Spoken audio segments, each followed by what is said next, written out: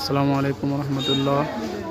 আমরা আছি এখন এই পাহাড়তলী রেলওয়ে স্টেশনে।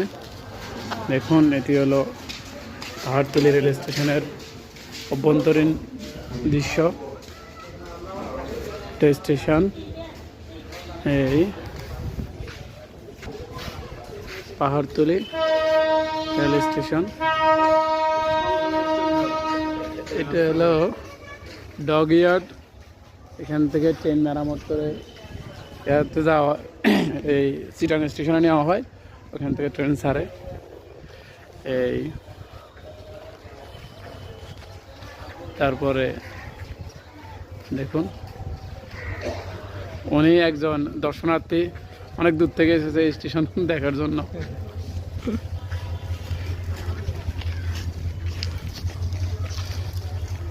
এই স্টেশনে পাগল টাগল থাকে, দেখুন।